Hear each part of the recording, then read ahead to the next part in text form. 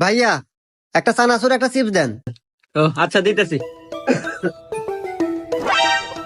এই যে ভাই, এই নে ধর। ভাইয়া কয় টাকা হয়েছে? হিসাব করে দেখতে হবে ভাই। চিপস 10 আর একটা চানাচুর 10, মোট 1010 টাকা ভাই। আচ্ছা দিতেছি ভাই,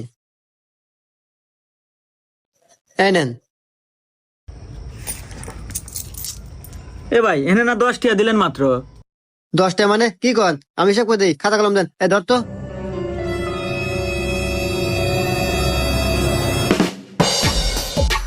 2 2 2 2 1 1। এই নেন হিসাব করে দিলাম। 5221টা দিছি আপনাকে, এখন 4221টা ফেরত দেন।